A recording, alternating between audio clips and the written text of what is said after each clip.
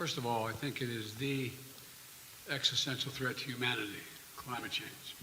It's the most serious problem we face as human beings. We have to keep it below 1.5 degrees Celsius. We've made enormous progress here in the United States on dealing with this issue by doing three things.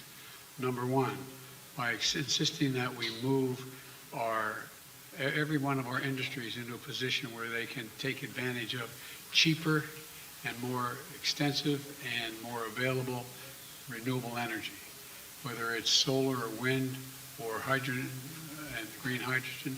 There's a whole range of things we've been working on. In addition to that, we find ourselves in a position that what we've done is that we have significantly reduced for example, I made a commitment that we were going to make sure that by 2030, 30% of all our land and sea and oceans were in conservation, could not be developed. We're well on our way to doing that, and that's also absorbing carbon from the air as a consequence of that because of the conservation.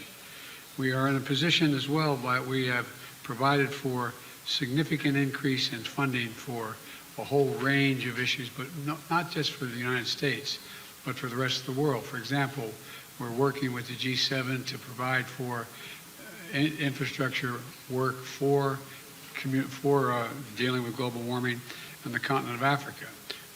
In Angola, building the largest solar project, moving ourselves, having railway to go all the way across the southern two-thirds, from the Atlantic Ocean to the Indian Ocean in Africa, to be able to transport and do it cheaper and do it with less, how can I say it, less carbon emissions.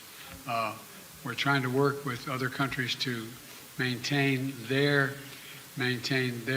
carbon sinks so they don't have to develop them like we did in causing pollution, and we're trying to figure out how to work out to pay them not to develop certain areas like the Amazon and Brazil. But there's a lot of technology that's available that we're sharing and we share with one another. We've learned how to do solar energy, which is considerably cheaper than it is for fossil fuels. The same way dealing with not just solar, but dealing with wind. And so there's a lot of technology that we've developed, and we're well on our way, I think, to meeting the commitment we made that we made in Paris. And we're prepared to share all of that with India that has a desire to do the same.